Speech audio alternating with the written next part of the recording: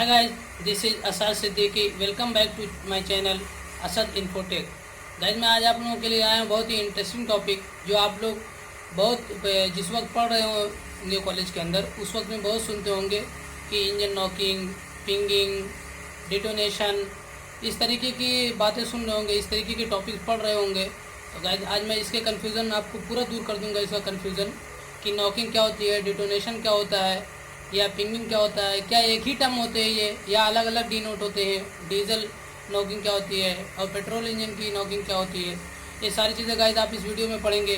और किन किन कॉजेज़ से, what is the causes behind it, क्या क्या कॉजेज़ हैं इसके जिसकी वजह से नॉकिंग होती है, कौन कौन से रीज़न्स हैं इसके। 3-4 रीज़न्स तकरीबन नियर अबाउट 3/4 रीज़न हमारे इसके डीजल इंजन के हैं, पेट्रोल इंजन के 3/4 रीज़न है जिसकी वजह से नॉकिंग होती है। तो गाइस ये सारी बातें आप इस वीडियो में सुनेंगे और इसको समझेंगे। अब लास्ट तक वीडियो के साथ बने रहें और देखें कि स्क्रीन पर क्या होता है, किस तरीके से कैसे निकाला जाता है और किस किस टर्म में जो है इंजन नॉकिंग होती है, पिस्टन के अंदर, हमारे सिलेंडर के अंदर, हमारे कंप्रेशन रेशियो, ये सारी चीज़ें आप इसके अंदर सीखेंगे। आइए मैं आपको अपनी स्क्रीन पर लेके चलता हूँ और वहाँ पर देखिए। तो जैसा कि गाइस आप स्क्रीन पर आ गए, आप देख रहे होंगे ये हमारा स्पार्क इग्निशन इंजन का यानी पेट्रोल इंजन का डायग्राम बना हुआ है और स्पार्क प्लग भी लगा हुआ है और इसमें सारे टर्म लिखे हुए हैं। कैम शेफ्ट है, ये हमारा वॉल इनटेक है, वॉल एग्जॉस्ट है, ये सारे स्पार्क प्लग कहाँ लगा हुआ है, क्रैंक केस कौन है, कैम शेफ्ट कौन है, कनेक्टिंग रॉड कौन है, ये पूरा कनेक्शन कैसे होता है। हमारा कैम शेफ्ट पे टाइमिंग होती है, उसके थ्रू हमारे वाल ओपन होते हैं और क्लोज़ होते हैं, वो टाइमिंग के थ्रू। फिर हमारा ये स्पार्क प्लग से स्पार्क होता है यानी कंप्रेशन होने के बाद, ये सारी प्रोसेस आप जानते हैं। अब इसको समझने के लिए कि नॉकिंग और डिटोनेशन क्या होता है, जनरली डिटोनेशन पेट्रोल इंजन में यूज़ किया जाता है टर्म, और नॉकिंग डीजल इंजन में यूज़ किया जाता है तो दोनों चीज़ सेम है।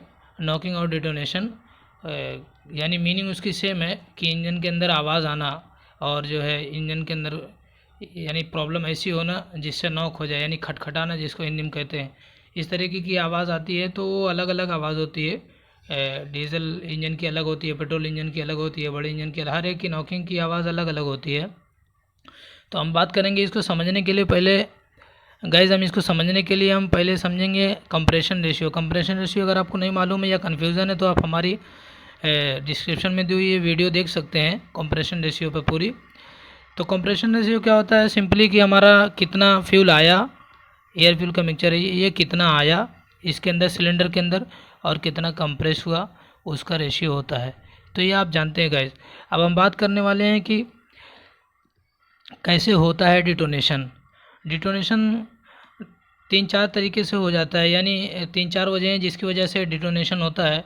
पहला ये है कि हमारा ऑटो इग्निशन और हाई कंप्रेशन रेशियो, यानी ये दोनों चीज़ें सेम है कि हमारा कंप्रेशन रेशियो इतना हो जाता है। कंप्रेशन रेशियो यानी हमारे इसके अंदर, या हम बात कर लेते हैं इसी के अंदर कि यहाँ पर, यहाँ से ऐसे आया, ये हमारा फ्यूल है, ये फ्यूल आया यहाँ से और उसके बाद यहाँ से ये हमारा पिस्टन है, ये कंप्रेस कर रहा है, कंप्रेस करते करते करते करते, लेकिन अगर कंप्रेशन रेशियो ज़्यादा हो जाएगा तो स्पार्क प्लग के स्पार्क से पहले ही, यानी उसके इग्नाइट होने से पहले ही हमारा फ्यूल जो है वो जल जाता है। यानी इतना कंप्रेशन रेशियो इतना ज़्यादा हो जाता है जिसकी वजह से पहले ही फ्यूल जल जाता है। यानी ये हमारा स्पार्क प्लग अभी स्पार्क भी नहीं हुआ है, यहाँ पर हमारा ये कंप्रेस हो गया तो ये फ्यूल हमारा पहले ही, ये हमारा फ्यूल पहले ही बर्nt हो जाता है, जिसकी वजह से हमारा डिटोनेशन प्रोसेस होती है, यानी डिटोनेशन हो जाता है।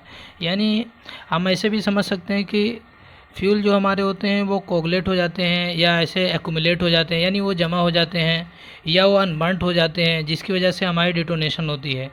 और इसमें अगर हम रीज़न देखते हैं तो लो ऑक्टेन नंबर, यानी जैसे फ्यूल कंप्रेशन रेशियो अगर बढ़ाना है पेट्रोल इंजन का तो उसमें एडिटिव्स फ्यूल में मिलाए जाते हैं, यानी पेट्रोल में कुछ एडिटिव्स मिलाए जाते हैं जिसकी वजह से वो हमारे फ्यूल का कंप्रेशन रेशियो बढ़ जाता है।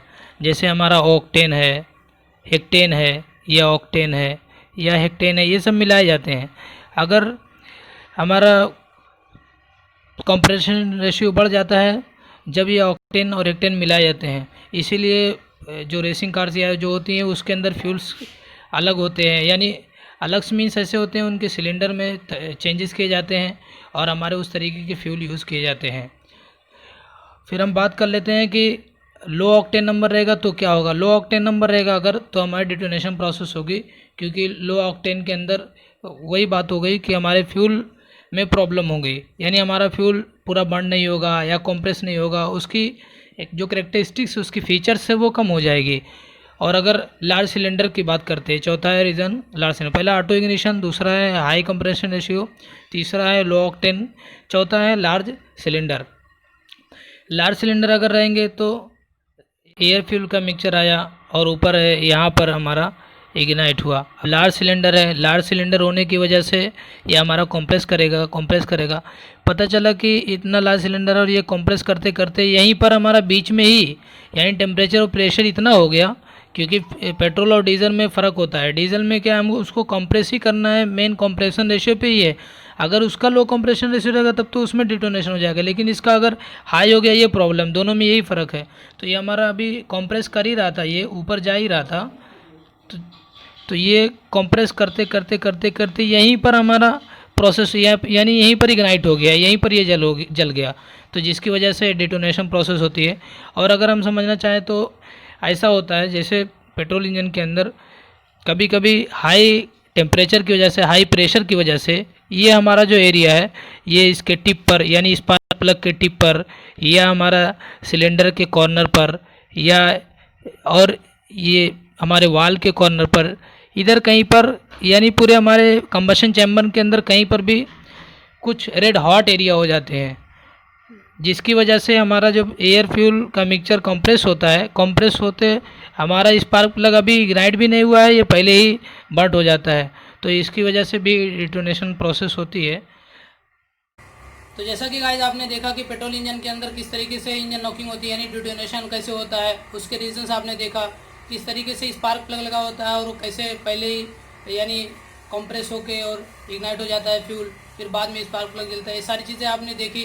अब हम बात करें उसके रीजंस भी आपने देखे कि auto ignition, high compression ratio और चीज़ें देखी। अब हम बात करने जा रहे हैं डीजल इंजन की, जिसके अंदर फ्यूल इंजेक्टर लगा होता है, तो उसके अंदर कैसे लो कंप्रेशन की वजह से और जो उसके अंदर है ऑटोमाइजेशन की वजह से किस तरीके से प्रॉब्लम होती है, जिसकी वजह से इंजन नॉकिंग होती है, जिसकी वजह से पिंगिंग होती है। आइए स्क्रीन पर देखते हैं। तो जैसा कि गाइस अब हम देख रहे हैं स्क्रीन पर कंप्रेशन इग्निशन इंजन, यानी हमारा जो नॉकिंग होती है या पिंगिंग होती है वो कैसे डीजल इंजन के अंदर होती है। और पहले हम सेटअप देख लेते हैं इसका पूरा जो प्रोसेस है। यानी हमारा ये इनटेक वाल होता है, उसमें क्या होता था, इनटेक पोर्ट या इनलेट पोर्ट होता था। ये हमारा एग्जॉस्ट वाल है, आप देख रहे हैं, ये हमारा इंजेक्टर है। अच्छा, यहाँ पर इंजेक्टर, वहाँ पर हम लोग क्या यूज़ कर रहे थे, वहाँ पर हम लोग यूज़ कर रहे थे स्पार्क प्लग, वहाँ पर यूज़ कर रहे थे स्पार्क प्लग, और यहाँ पर यूज़ कर रहे हैं इंजेक्टर। ये हमारा पिस्टन है। और अगर हम बात करें तो हमारे यहाँ पर क्रैंकशैफ्ट, ये क्रैंकशैफ्ट दिख रही है, यानी क्रैंकशैफ्ट ये है, और ये हमारी कनेक्टिंग रॉड है। कनेक्टिंग रॉड क्रैंकशैफ्ट से कनेक्ट होती है, दूसरा उसका पार्ट जो होता है वो पिस्टन से कनेक्ट होता है। इतना तो हम बेसिक जानते हैं। और हम इस बेसिक के अंदर ये भी जानते हैं कि हमारा जो डीजल इंजन होता है, डीजल इंजन हमेशा यानी इसका कंप्रेशन रेशियो हाई होता है, 14 नियर अबाउट 14:1 से शुरू होता है, यानी 14:1 से ये हमारा इसकी शुरुआत ही यहीं से होती है और ये जाती है ये 25:1 यहाँ तक जाती है इसकी। तो इसके अंदर यानी सिंपल सी बात ये समझने की है कि कंप्रेशन रेशियो हाई होना चाहिए, यानी नॉकिंग और पिंगिंग हो रही है अगर डीजल इंजन के अंदर, तो सबसे पहला रीज़न हमको ये समझना चाहिए कि कंप्रेशन रेशियो के अंदर प्रॉब्लम, यानी लो कंप्रेशन रेशियो, इसकी एक वजह ये है। दूसरी बात ये है कि अच्छा लो कंप्रेशन रेशियो से होता कैसे है, यानी अगर लो कंप्रेशन रेशियो है तो प्रॉब्लम क्यों आती है, कैसे आती है, वो समझने की बात है। इसके अंदर एक होता है इग्निशन लैग, एक इग्निशन लैग होता है। इग्निशन लैग का मतलब ये होता है कि हमारा जो फ्यूल इंजेक्टर तो ये हमारा फ्यूल इंजेक्टर यहाँ से ड्रॉप होती है हमारा फ्यूल, यानी ये फर्स्ट पॉइंट गिरा यहाँ पर और ये ड्रॉप हुआ इस, और हमारा कब ये इग्नाइट हुआ, इन दोनों के बीच को कहते हैं इग्निशन लैग। इसको क्या कहते हैं, मैं यहाँ लिख देता हूँ, इग्निशन लैग। ये समझना बहुत ज़रूरी है हम इसको समझने के लिए कि नॉकिंग क्या होती है। तो ये इग्निशन लैग जो होता है, पूरी प्रोसेस इग्निशन लैग पर होती है।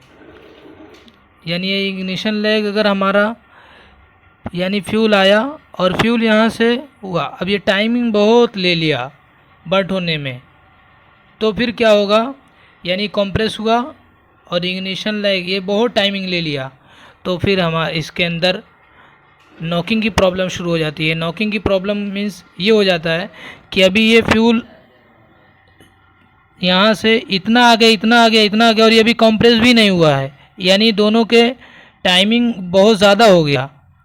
ये हमारा यहाँ से फ्यूल आ रहा है और ये अभी कंप्रेस हो रहा है, तो कंप्रेस होते होते होते होते कंप्रेस होते होते ये यहाँ तक हमारे इंजेक्टर तक पहुँच रहा है अभी, और ये इतना टाइमिंग ले लिया, इतना टाइमिंग कि उसके अंदर रिच फ्यूल आ गया, यानी एयर और फ्यूल बहुत ज़्यादा हो गया और कंप्रेशन नहीं हुआ हमारा।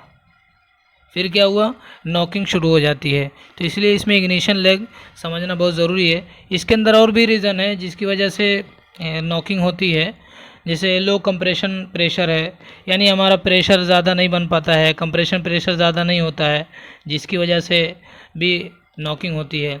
या इनएडिक्वेट एटोमाइजेशन, ऐसा भी होता है कि हमारा जो फ्यूल होता है वो यहाँ से हुआ और लैग ना होने की, इग्निशन लैग, यानी वो बहुत देरी में होने की वजह से तो फ्यूल जो है एटमाइज हो जाते हैं, यानी ऐसा ऐसा करके करके पूरा एक जगह पर एक्यूमुलेट हो जाते हैं, यानी ज़्यादा हो जाते हैं, जमा हो जाते हैं, जिसको हिंदी में कहते हैं।